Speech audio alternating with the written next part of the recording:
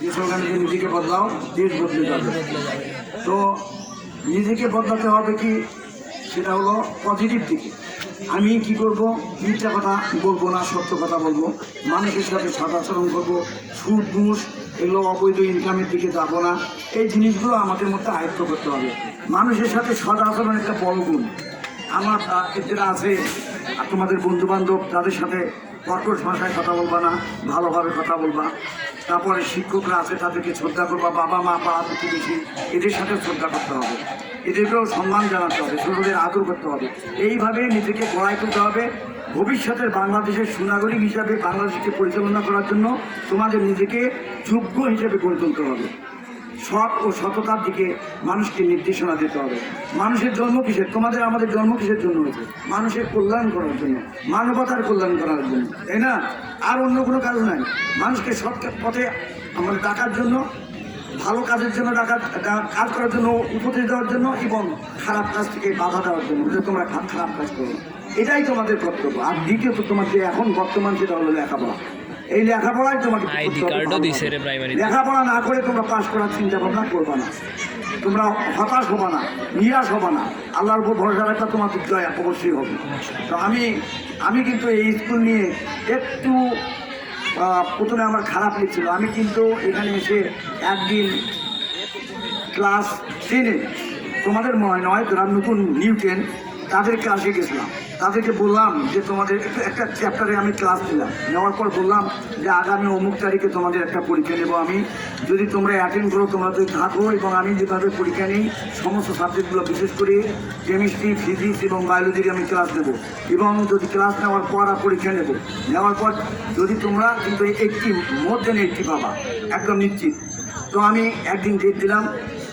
তো এখানে মনে হয় কতজন, 50 জন ছাত্রছাত্রী ওই দিন ছিল।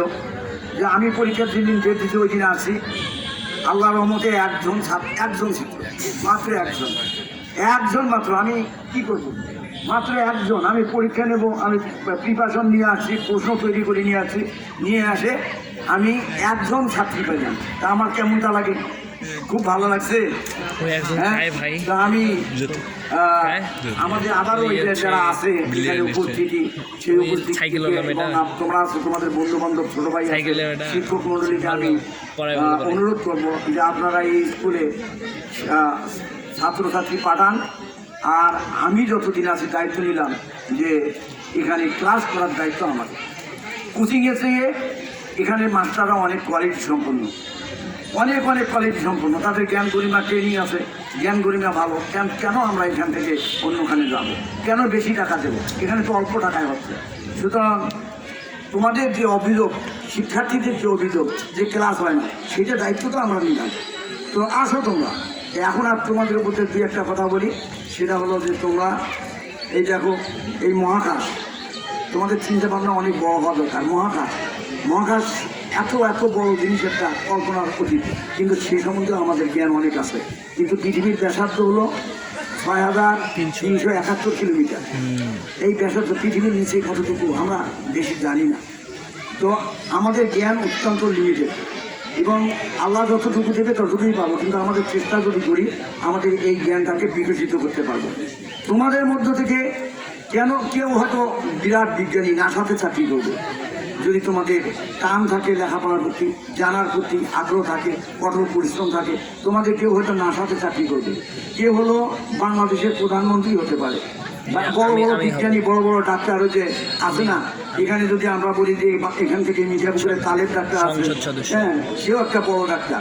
তারপরে ওই অধ্যাপক আব্দুল সোমান প্রামাণিক ছিল, সেও একজন বড় ডাক্তার। তারপরে এখানে অনেক বড় ডাক্তার, এরকম বড় ডাক্তার, নাম করা ডাক্তার হতে। কিন্তু দেবী শেঠি আছে, এই দেবী শেঠির মতো তোমরা ডাক্তার হতে পারো, তুমি বড় একজন প্রকৌশলী হতে পারো, তাই না? তারপরে হলো কৃষিবিদ হতে পারো, একজন ভিসি হতে পারো, একজন দক্ষ মাস্টার হতে পারো। তোমাদের পেশা তোমরা যেখানেই বেছে নাও, অত্যন্ত সততার সাথে, নিষ্ঠার সাথে যদি এই পেশাটাকে তোমরা লালন পালন ধারণ করো, ইনশাল্লাহ তোমাদের জীবিকার রেজেকে কোনো রকম অসুবিধা হবে না। তোমরা সৎ পথে বা অসৎ পথে, বৈধ পথে বা অবৈধ পথে যেভাবেই তুমি ইনকাম করো, তোমার রিজিক কিন্তু ওই যতটুকু বরাদ্দ অতটুকুই পাবা। সুতরাং অবৈধ পথে যাবা না, কখনোই অবৈধভাবে তোমাদের উপার্জন করার সুযোগ নাই। তো আমি তোমাদের সফলতা কামনা করি। তোমরা কঠোর পরিশ্রম করো, এই দেশকে ভালোবাসো, এই দেশকে সম্পদ সংরক্ষণ করো, এই দেশকে সুন্দর পরিচ্ছন্নভাবে পরিপাটিভাবে গড়ায় তোলার জন্য তোমাদের যেভাবে সুনাগরিক হিসেবে গড়ে ওঠার চেষ্টা, সেই চেষ্টা তোমরা অব্যাহত রাখো। তাহলে এই দেশটা সুন্দর হবে, আমরা একটা ভালো প্রজন্ম পাবো এবং ভবিষ্যতে একটা বসবাসযোগ্য বাংলাদেশ হিসেবে তোমরা এইটাকে গড়ে তোলার জন্য অবদান রাখবা।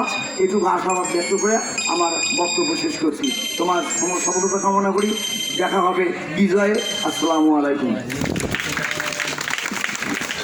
ধন্যবাদ।